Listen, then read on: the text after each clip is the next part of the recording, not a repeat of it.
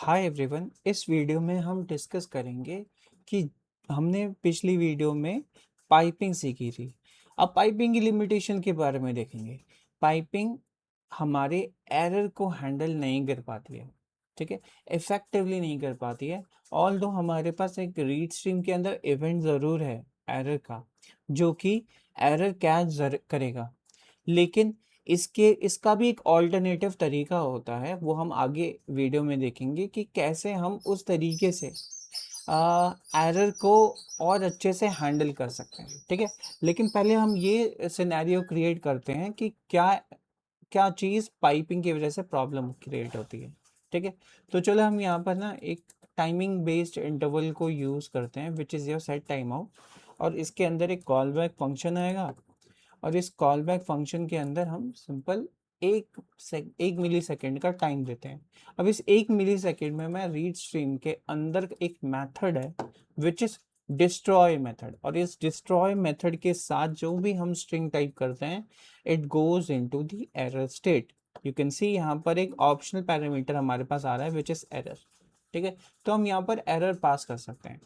तो read stream destroyed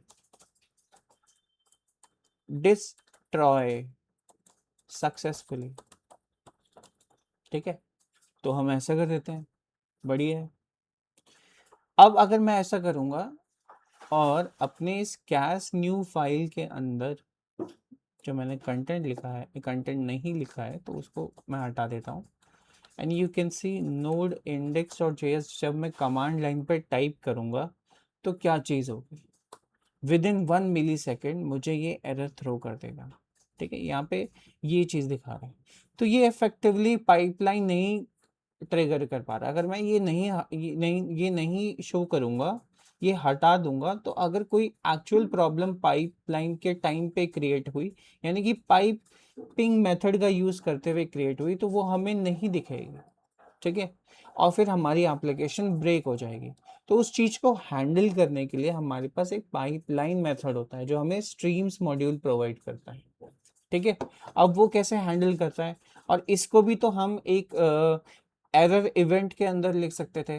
तो yes, इसको लिख सकते हैं। जैसे अगर मैं यहाँ पर रीड स्ट्रीम करूँ और इसके अंदर एक इवेंट को ट्रिगर करवाऊँ which is your error event, तो इस एरर इवेंट के अंदर हमारा वो एरर कैप्चर हो जाएगा, ठीक है। तो ये जब इवेंट हैंडलर चलेगा तो हमें वो एरर दिखेगा। यानी कि अगर मैं यहाँ पे एरर को कंसोल लॉग करवा दूँ, तो जब हमारी रीड स्ट्रीम डिस्ट्रॉय हो जाएगी विद इन 1 मिली सेकेंड, तो हमें वो एरर दिख जाएगा। यू कैन सी, ये देखो एरर यहाँ पर अब दिख रहे हैं। बट फिर भी एक ऑल्टरनेटिव तरीका हमारे पास है जिससे हम इस सिनेरियो को और इफेक्टिवली हैंडल कर सकते हैं, विच इज, इसको अभी हम हटा देते हैं पाइपलाइन, ठीक है, और इसको कमेंट आउट कर देते हैं।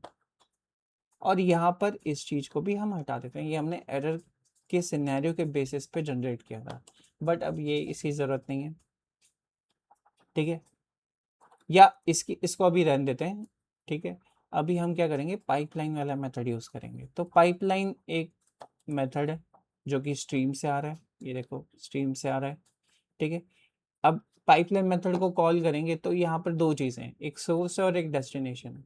सोर्स में ये पाइपलाइन को एक्सेप्ट करेगा, डेस्टिनेशन में एक ट्रांसफॉर्म स्ट्रीम को एक्सेप्ट करेगा। यानी यहाँ पर राइटेबल स्ट्रीम भी लिखी हुई है, तो यहाँ पर हमें रीडेबल स्ट्रीम को पास करना होता है और राइटेबल स्ट्रीम को भी पास करना होता है। और एक थर्ड आर्ग्यूमेंट होता है विच is your call back function, और ये कॉल बैक फंक्शन हमें एरर प्रोवाइड करता है, ठीक है। और इसी एरर को अगर हम कंसोल लॉग करें तो ये इफेक्टिवली हैंडल कर लेगा, यानी कि एरर को डिस्प्ले करवाएगा। तो नोड इंडेक्स डॉट जेएस को अगर यहाँ पे मैं टाइप करूँगा तो देखो वही सेम मैसेज यहाँ पर मेरे पास आ रहा है। तो हमें एक इवेंट की, एक एरर इवेंट की ज़रूरत नहीं पड़ी, यहीं पे हमने इफेक्टिवली इसको हैंडल कर लिया। So this is what pipelines provide, ठीक है। ये चीज़ प्रोवाइड करता है, ठीक है। अब चलो मान लो कि ये कोई भी एरर नहीं आया, तो तब भी क्या हमें कुछ आउटपुट देगा। तो यू कैन सी यहाँ पर अनडिफाइंड आ रहा है, तो हमें इसको कंडीशनल बेसिस पे चेक करना होगा कि क्या वो आउटपुट जो आया है उसमें एरर है या नहीं है, ठीक है। So this is how we can handle pipeline. और अगर मैं ऐसा करूं तो कैस न्यू में भी कंटेंट आ गया है, देखो, ठीक है। तो कोई भी एरर नहीं आई, तो कोई वहां पर कंटेंट आ गया। सो this is what pipeline method does. So next video में हम कवर करेंगे कि कैसे हम पाइपलाइन से हटके हमारी ये जो स्ट्रीम है वो किस दो रीजन की वजह से इतनी फास्ट है। क्या ऐसा है कि जो नॉर्मल ट्रेडिशनल तरीका हम यूज़ करते हैं, जैसे हम अपेंड फाइल सिंक का यूज़ करते हैं या हम राइट फाइल मेथड का यूज़ करते हैं किसी भी फाइल में राइट करने के लिए, तो वो इफेक्टिव तरीका क्यों नहीं है और हमारा स्ट्रीम को यूज़ करना इफेक्टिव तरीका क्यों है, तो वो हम नेक्स्ट वीडियो में डिस्कस करेंगे। तो स्टे ट्यून्ड।